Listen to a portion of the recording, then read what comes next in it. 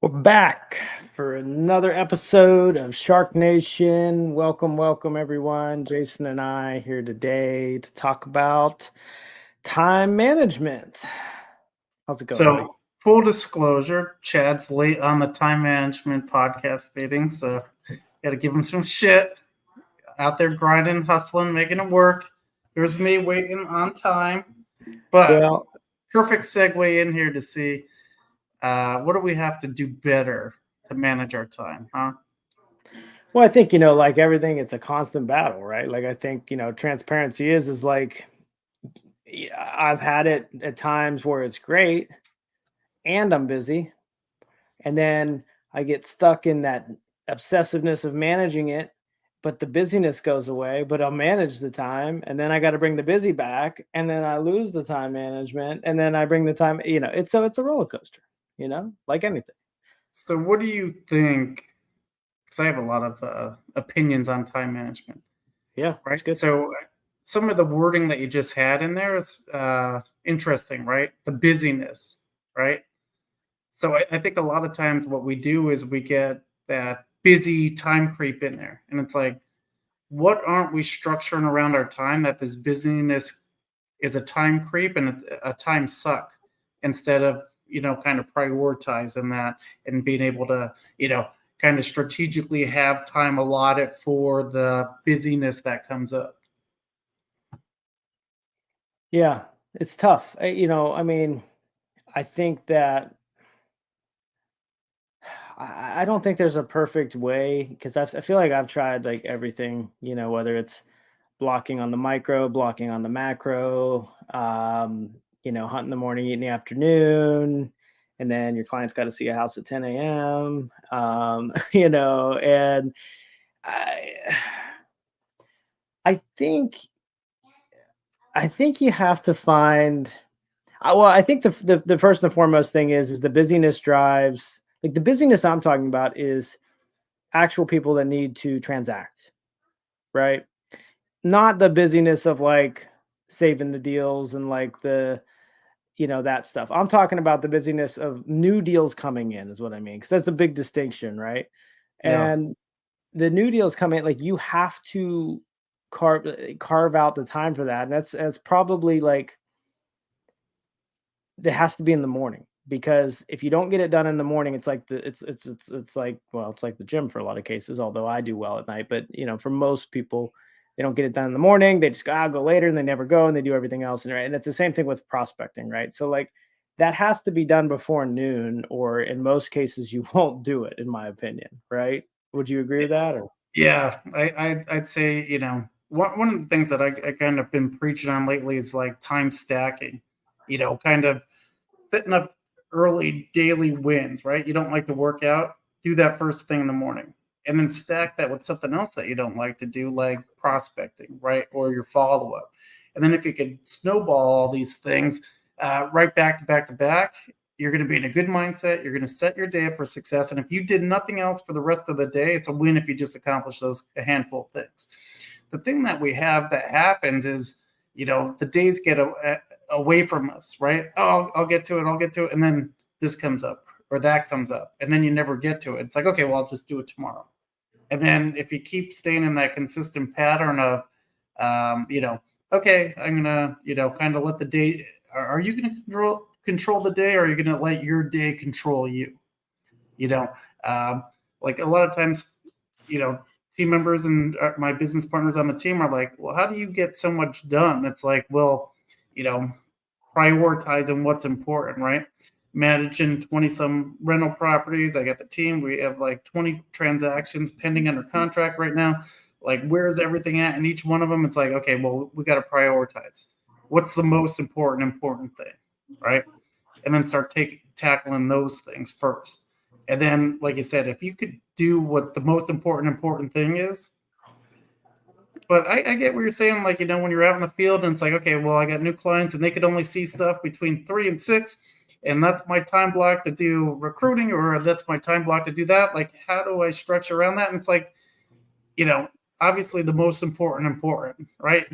Your clients are the most important because without taking care of them, they're going to find the next Chad or the next Jason to take care of them. So, well, especially on the buy side, because you especially need on to the get buy in. side.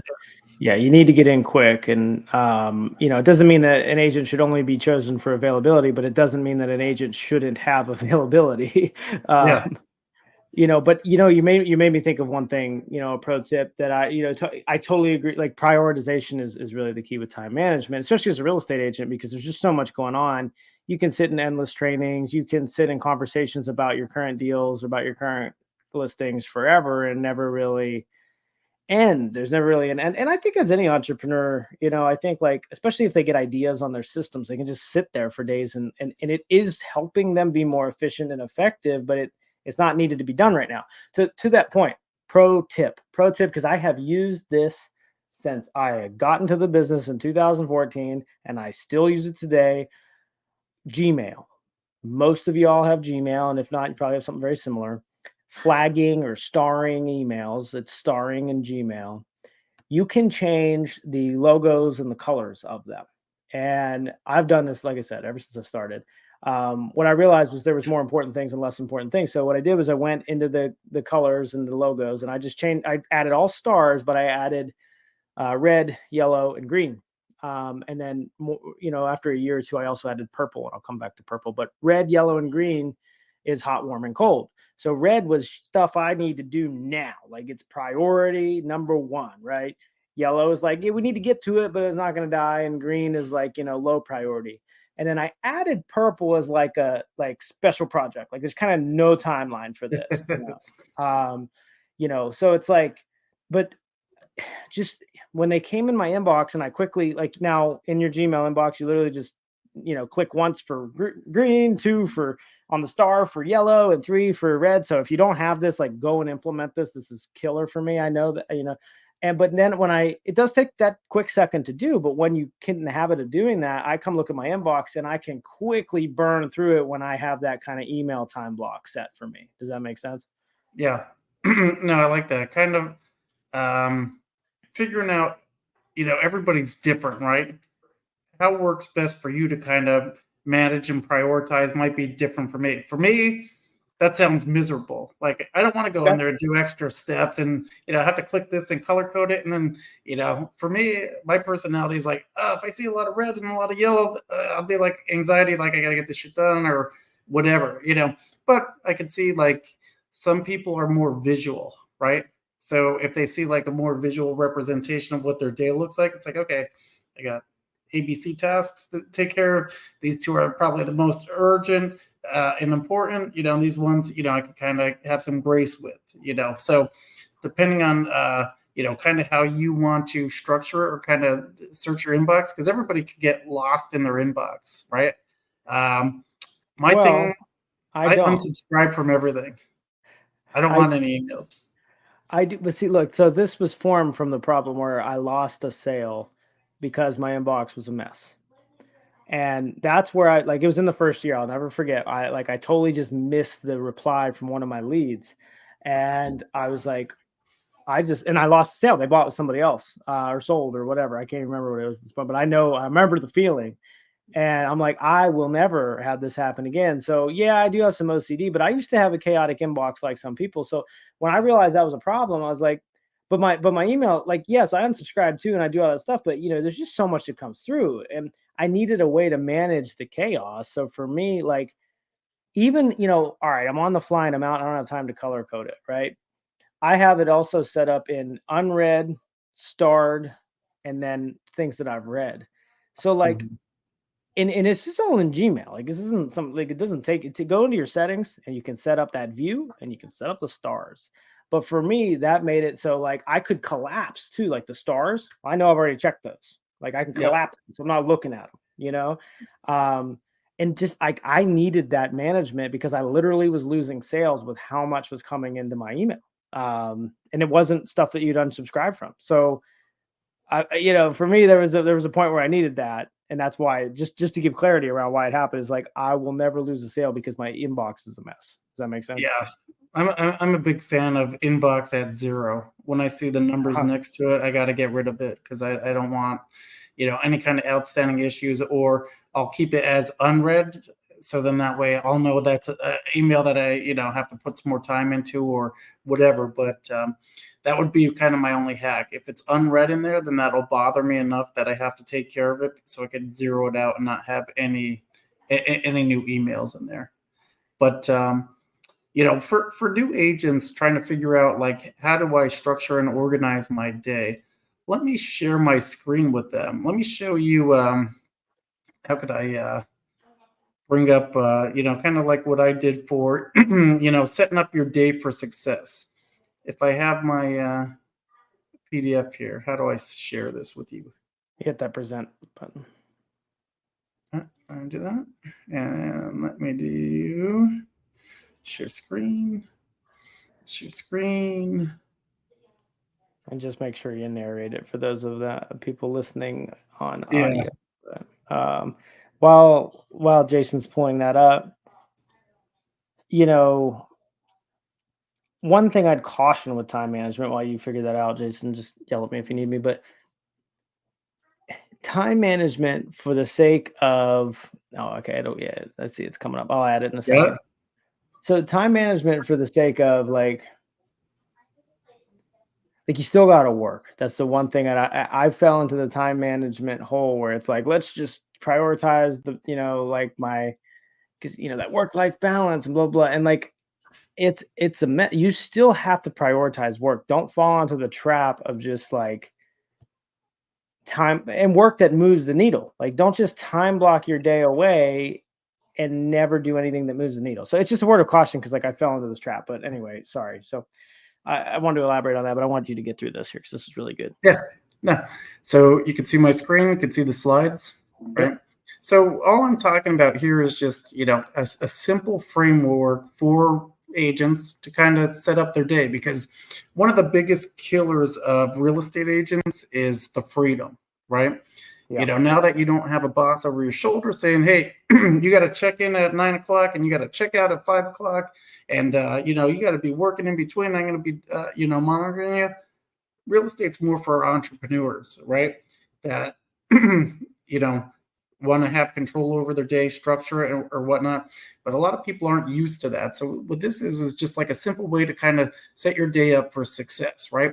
So, 8 to 9 o'clock, obviously the earlier the better with this, but, doing some workout, get your self-care in, preparing for your day. How many times do you have a day and you don't even think about what you have going on for it? Like looking at your calendar and setting up your day, which is, okay, I got to do this, I got to do this, I got to do this. If I get all this stuff done, I'm good, right? So kind of working out, taking care of yourself, and then preparing. Then 9 o'clock to 10 o'clock every day, we want to be prospecting, right?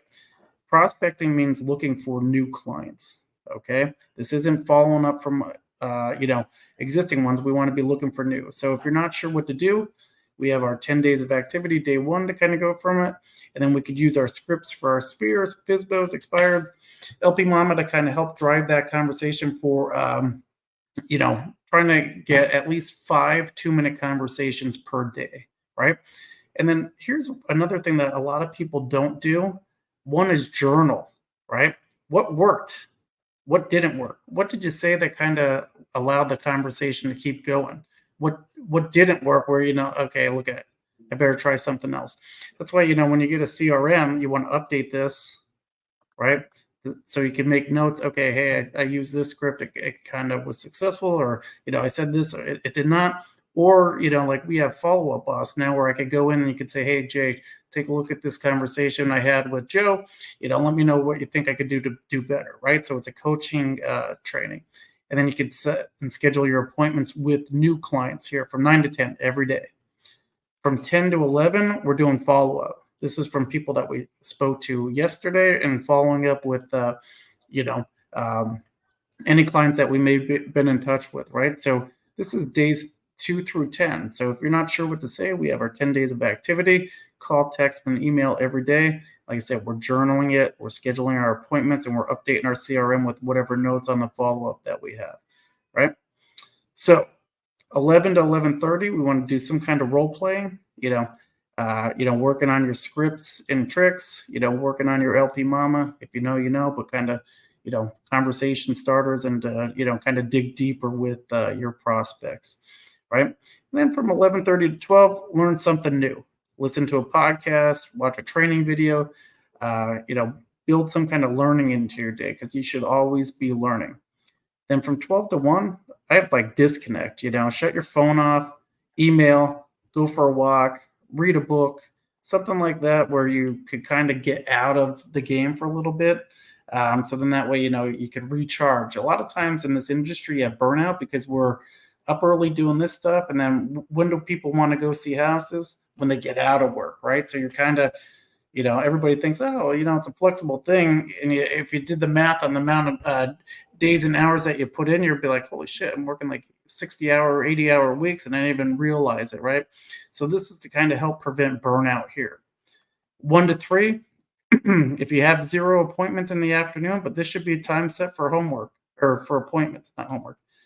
Write that out, right? So if you're going on appointments, right, if you don't have any, we're back to prospecting because, kind of like what my coach says, if you don't have an appointment, then you're unemployed, right? So we got to get employed and have people that want us to represent them, right? Preparing for your appointments, handling any deal maintenance that you may have to stay on top of your deadlines, updating your calendar, clean up any outstanding paperwork, and then use this time to write any offers up, right?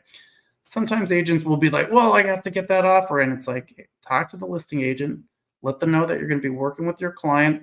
They get out of work at 3 or 4. I'm going to be sending you an offer on 123 Main Street. So then, a lot of times what we do is, like you said in the beginning of this conversation, busy work, right? You want to get that in so it's out of mind, but if you have this scheduled, then you can say, okay, between 1 and 3, I'll write that offer and get that over to them, right? So you can kind of structure your day for that way. And I want to butt in on that because that's a big deal. Like if you, one, to have the time block, but 2, like, here's the big thing. Like agents aren't very responsive in this business, and it's because they're not ready. Like they're in the middle of something and they're not ready to handle that thing. If you either have the time set or when you're going to do the thing, it's a lot easier to respond to somebody. It takes 2 seconds to respond to another agent or to a client and just say, hey, got your thing. I'll get back to you at 1, or I'll get back to you after 2 today, or I'll get back to you. When you set that expectation up, they feel acknowledged. Like I had a lot of agents that had trouble with this, where they would just ignore the client or the other agent. The client or the other agent would get mad, and all they had to do was say, look, I got it. I will be free at such and such time. Talk to you then, or do it then. And that's it. So, hey, Chad, my client loved your property at 123 Main Street. I'm going to be putting together an offer. I should have it to you sometime around 3 o'clock today. I'll shoot you a text just so you know when you get it, just in case it goes to spam. Keep the communication flow. It doesn't take long to reply. Over communicate. And then at the end of your day, right? 3 to whenever, this is when you should be meeting face-to-face and going over your buyer consultation meetings, doing your listing appointments, showing houses when people are out of work, and you could be writing up offers too at this time. So I hope this is helpful. If you'd like a copy of this doc, just hit us up in the comments or shoot me a message. I could get this over to you. But, kind of if you're not sure what to do as an agent, follow a simple routine, right? So doing something's better than doing nothing and trying to figure it out on the fly. And because I never get to do it, Jason, I'm going to get to show them. You gave them the complex, and I get to give them the simple. Oh, boy. See, I'm having anxiety. All the different colors. It goes back to my W-2 days where I'm just like, oh, man. This is the same as you. Look, I'll change the color if it makes you We use happy. green, yellow, red in Canton, just so you know. So No, that's no, it can just be any color. I don't care what it is. So okay. look at this here. Look, Green if is you good. here's what I've coached a few agents this way, and I feel like there's no perfect way for this, but exactly what Jason said is the same thing. He just broke the micro in. But if you need to zoom out a little bit, if that's a little too much, a little bit like you need to just have, and especially to be fluid, watch how this can work here. So yeah, you got your morning stuff before 9, taking the kids to school, going to the gym, doing whatever you got to do, right? Proactive 9 to noon. Proactive is reaching out, causing new sales. Proactive, outbound, right? We throw an hour lunch in here, and then we have reactive, follow-up calls, dealing, putting out fires, right? Like, can you write up an offer for me, right? Appointments and learning. Now, I know that appointments aren't going to be all 3 to 5. I will come back to that. So if you have appointments, they're in this 2 hour window. If you don't, you're learning, right? And there's a good 9 to 5, Or prospecting. especially. What's that? Or prospecting. Yeah, but I mean, reality, we have 3 hours up here to prospect. And I Yeah, think it's for sure. good to keep I'm saying moving. if you don't have any appointments, that's what you should be doing. Focusing Yeah, on that. that's fine. And then you got your personal and then your overtime down here if you're really, needing to get forward. And so this is what I would use, right? Now, here's the thing. Look, when a client needs to see a house up here in your proactive time, right? You just shuffle. Like you just shuffle around, you kind of just do this on the fly mentally, but you can just shuffle these buckets. So like this, I think, doing it from a perspective of just general buckets, like and Jason broke down the things that you'll need to do, like, and you just alternate those. Like that's a good strategy. And I know I've coached a lot of agents that way in the past on the team, using that. So like everything you just said is the same. It's just putting it into those bucket categories. So whenever you need, when something goes at the wrong time, you just swap the hours, right? Even Yeah. personal time. Like if your appointments are at night, right?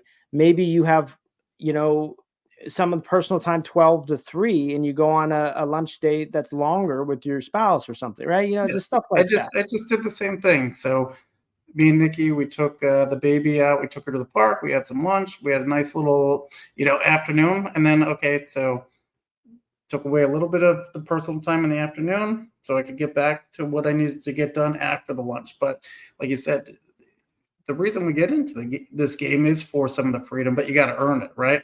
If you don't have all that business and all that activity going to get that ball rolling, to get your pipeline full, then that should be the most important step.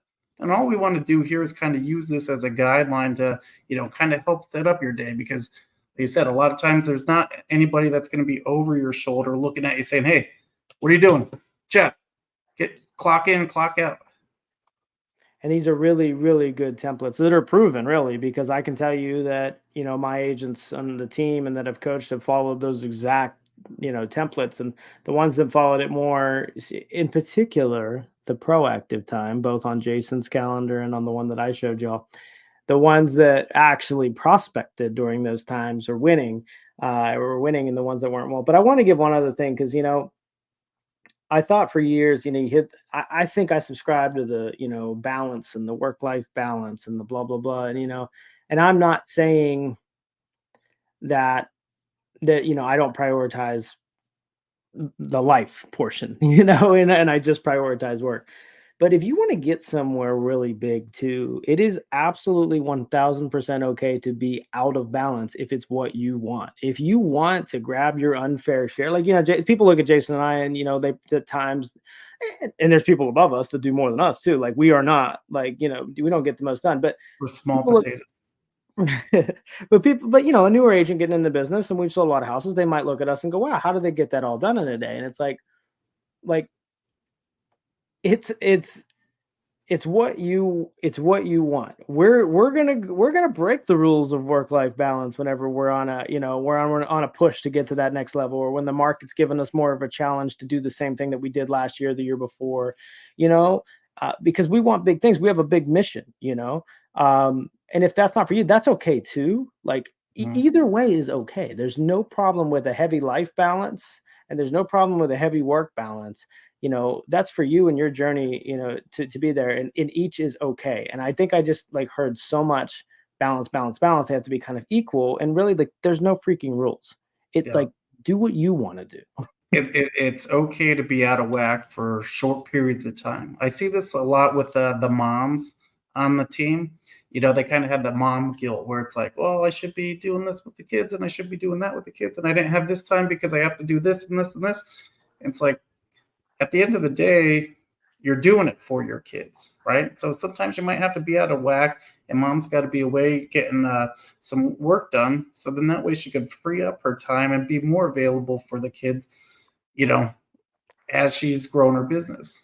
And here's so this is good because this prompts me into a few really valid limiting beliefs and just general kind of guilty feelings that people get, and I've been guilty of too. So one of them, one of them is, I can't do this because I have kids. I've felt that before even too, and I know a lot of moms feel that, and dads and just everybody, but I used to feel that way.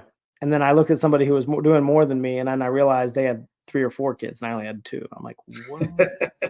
So, it's not that excuse because that's wrong. And here's the other thing, and this I think I got from Hermosi was like I think it's from Hermosi, it was somewhere. It was, you're saying you can't do it because of your kids. So when your kids get older and they say, "Why didn't you do the thing you wanted to do?" And you say, "It's because of you," and they say, "Wow, I held you back." Like, you should do it for them to say, like you don't want your kids to feel that they're holding you back in any way, shape, or form. You should do the thing that you want to do for you to show them an example of what they can do for themselves. You know, Mhm. so And like I that's said, sometimes you have to work too, right? So, over this past weekend, I took the kids on we're getting our kitchen remodeled. So, the kitchen's the heart of the house. We have a 2-year-old, 13, and 19-year-old, right? So, there's a lot of food getting eaten and a lot of stuff going on where the kitchen not being there and being able to do dishes and stuff has been a nightmare. So we want to just take them and go to the beach for a couple of days. My aunt, she has a nice little 1-bedroom condo. We're gonna take them down there. We're gonna hang out, but kind of just saying like, hey, look at dad's got to work. So between certain times of the day, I found like a little shared office space, went, got my stuff done, and then when I was done, I was done. So you could do both, and that's the nice part about freedom, is that in this job, we have the freedom to elect when we could turn off the systems. And a lot of jobs, it's like, well, you can't take off this time. You used up your vacation. Where here, it's like, you could kind of, as long as you're getting your work done, you can kind of work anywhere, anytime. You know. Oh, sorry, I'm getting a call there. Yeah, and the thing with that too, I found especially in a spouse, relationship like a husband and wife's, and it feels personal because you do have the choice to do what you want with your time when you're a real estate agent or any entrepreneur. Like you have the choice. So when you choose to work, like right now, I'm choosing to work and my kids are hanging out, they're home for the summer anyway. I don't have to be in there. We don't have no one is requiring this doesn't move a deal for you and me right now. Yeah. And I choose to.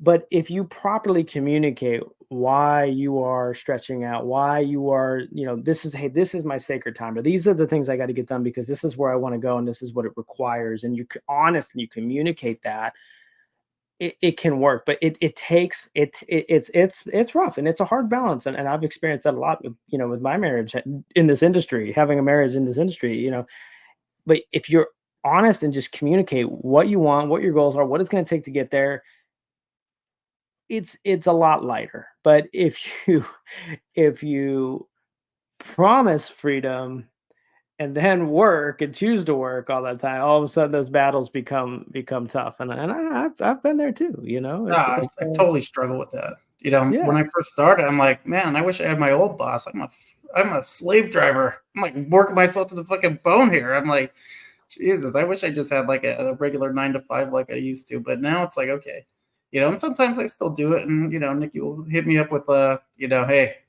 you know, we gotta hang out. We got stuff to do, or hey, we got to do this. And I'm like, oh yeah, but I'll revert back to it. So, having a good partner keeps you grounded too. Yeah, my wife just did it. It's so funny because like I've definitely been the more, like I got to make this thing work for a long time, thing, and she's definitely just taking a more primary role at making sure the kids are, doing their thing. And it's not that she doesn't work. It's just that's the general 75% is what we've done. But recently she's been growing her own little business, kind of using Etsy and stuff like that. And we were just sitting out there, and she had some ideas, and she was putting them together. It was so funny. She's like, how like I don't know how to stop sometimes. I just have another idea. And I just looked at her and laughed, and she laughed right back. We even needed words because Yeah. all the years that I have done that, like how don't you like she's like, what are you even doing? And it's like, I got another idea. Yep. You Yeah. And like you said, and then that's the time to go and let the idea grow and see if it turns into a flower or if it wilts on the vine or whatever, But I mean, when you're in that mode and you got that ramp up, man, take it and run and then come back and balance, take some time off once you get done with it. Sometimes it might take weeks, or months, but hey, to hit your goals, you're going to have some sacrifice, and as Well, long and as you're upfront and communicating that stuff, I mean, you know, I think reason you're creating a doing it's safe for that. space for the ideas is the key too. Like, like I know over the weekend, I'll often have like freedom of thought of what my systems are a little bit more. But during the week, it's like, nope, these are the systems, lock in, go. You know what I mean? Like, so like how, maybe it's at nights, maybe it's mornings before you start, maybe it's at 7 to 9 when you're not going to be very much outbound, I don't know, it's going to be different for you. But I think, eh, I like,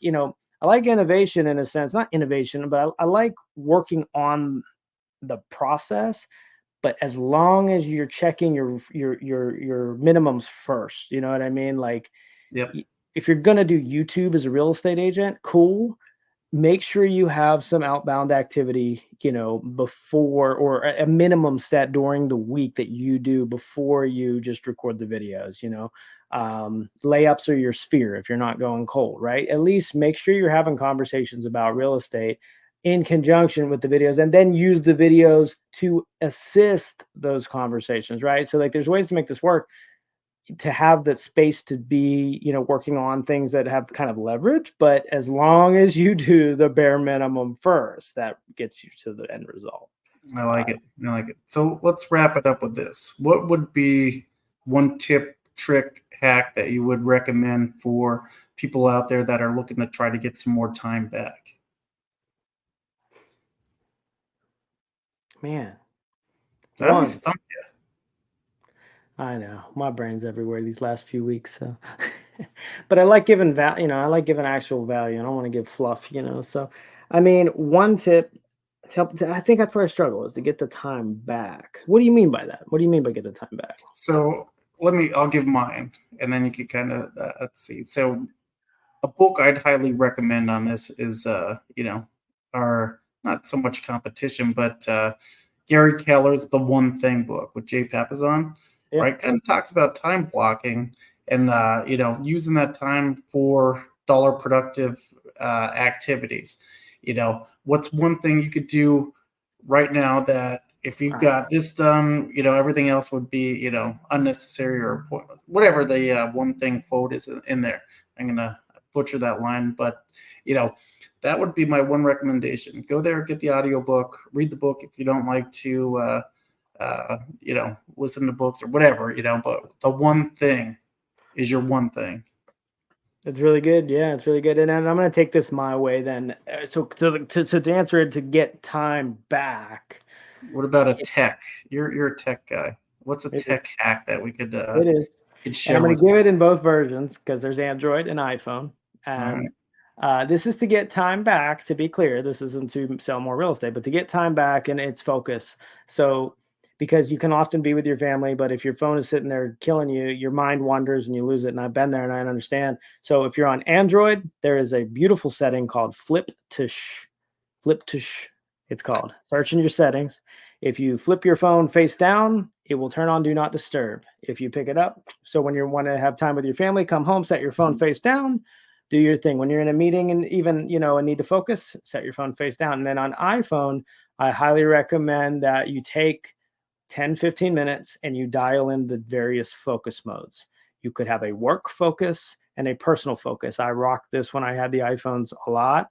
So work focus, maybe your extended, sphere isn't bothering you, but your immediate family could if they need you, right? And then your personal focus, right? Your work people aren't bothering you, but your extended sphere can, and maybe even some of the apps if you get super crazy like me. But at minimum though, just use the do not disturb feature on your phone to be present when you're not working. So that was to give time back and shut it off. But it's something I use a I lot. love it. That's a great hack. I'll end it with this. Turn off all your notifications.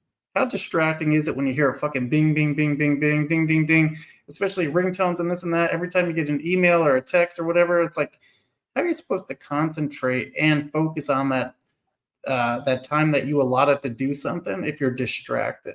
A new email comes in, a new text message comes in, this Facebook message, and it's like a fucking circus in your office. Ding, ding, bing, bing, bing, all different things. It's like, what are you doing? Turn all that stuff out, eliminate the noise so you could get back down to work. It's good.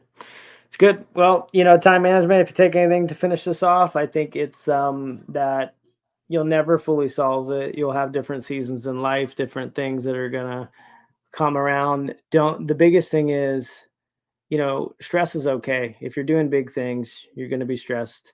Being stressed means you're alive. So, people who aren't stressed are not alive that we know of.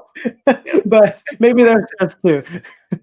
But you're going to have that. But if you have an activity or a goal that you want to accomplish, set 30 minutes to an hour a day to focus on that goal. You'd be surprised how quick you can move the needle if you just allot that time. I know a lot of people that want to invest in real estate, but don't know how. But if they just take a half hour out of their day to kind of learn the process, learn, the terminology and all that kind of stuff, learn the numbers, a half hour a day, by the end of a week, they're going to be like, oh my God, they're so far ahead than they were, That's true. So if you're not sure where to start, take a half hour of your day somewhere at night or in the morning to focus on what you want to do and what your goal is. Cool. Love it. Well, thanks again, man. It's always fun just kind of narrating what we're going through. So I appreciate the conversation, and we'll see you all next week. Number 30, getting close to your age. Oh, that's it. Well, thank you all, and we'll see you on the next.